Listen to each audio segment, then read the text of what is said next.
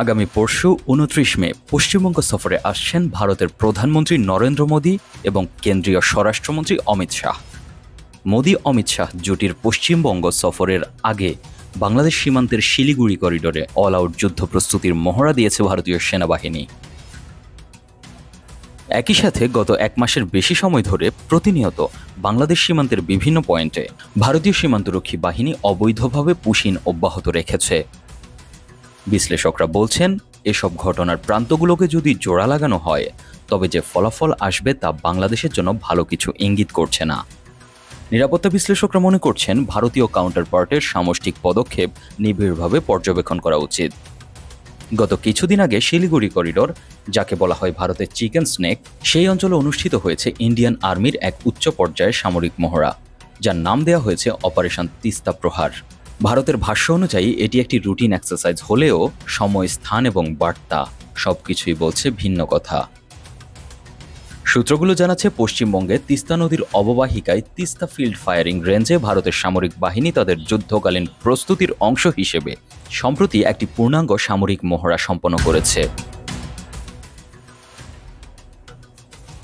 গত কিছুদিন ধরে যে জায়গায় মহড়াটি সম্পন্ন হয়েছে সেটি ভারতের তথাকথিত চিকেন স্নেক বা শিলিগুড়ি করিডোরের খুবই কাছে। বিবিসি বাংলা সূত্রে জানা যায়, গুয়াহাটিতে ভারতীয় সেনাবাহিনীর মুখপাত্র জানিয়েছেন, তিস্তা প্রহার এক্সারসাইজে নদী বিধৌত অঞ্চলে চ্যালেঞ্জিং পরিবেশে সেনাবাহিনীর যৌথ কমব্যাট স্ট্র্যাটেজি এবং যুদ্ধের প্রস্তুতি কতটা সেটাই প্রদর্শিত হয়েছে। এই ব্যাপারে বাংলাদেশের সামরিক বিশ্লেষকরা বলছেন, তিস্তা নিয়ে ভারত বাংলাদেশকে চাপে রেখেছে। বাংলাদেশ চাচ্ছে তিস্তা মহাপরিকল্পনা চীনের সাহায্যে বাস্তবায়ন করতে। সেই তিস্তা পাড়ে ভারতীয় সেনাবাহিনীর এরকম পূর্ণাঙ্গ সামরিক মহড়া ইতিপূর্বে দেখা যায়নি। বাংলাদেশের ভূপ্রকৃতিকে মাথায় রেখে এরকম মহড়া হতে পারে বলে একটা সম্ভাবনার কথাও উড়িয়ে দিচ্ছেন না বিশ্লেষকদের কেউ কেউ।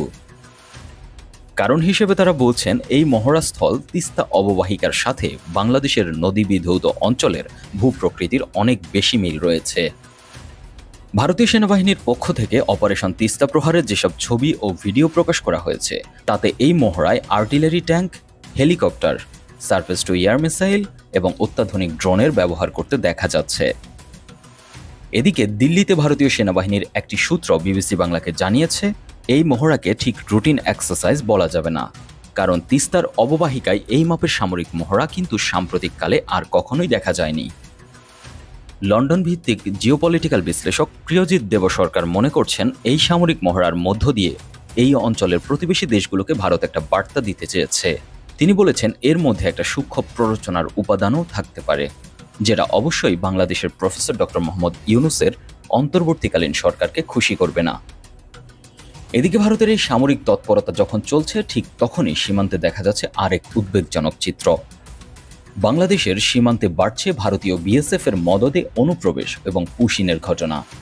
সম্প্রতি ভারতের সীমান্তরক্ষীরা বিভিন্নভাবে কয়েক দফায় অবৈধভাবে বাংলাদেশের শত শত মানুষকে পুশিনের চেষ্টা করেছে।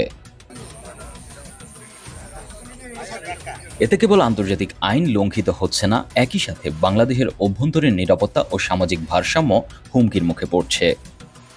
ভারত একদিকে নিরপেক্ষতার বুলি আওড়াচ্ছে, অন্যদিকে সীমান্তে পুশিন, গুলি ও সামরিক মহড়ার মাধ্যমে বাংলাদেশকে চাপে রাখার চেষ্টা করছে। নিরাপত্তা বিশ্লেষকরা বলছেন, অপারেশন তিস্তা প্রহার হোক কিংবা সীমান্তে পুশিনের চেষ্টা, এগুলো আসলে একই সূত্রে গাঁথা।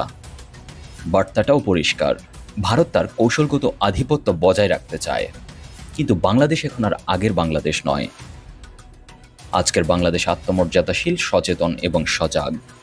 একই সাথে বাংলাদেশের সামরিক সক্ষমতা এবং কৌশলগত যুদ্ধাস্ত্র বাড়ানোর দিকেও মনোযোগী হওয়ার পরামর্শ দিচ্ছেন বিশ্লেষকরা।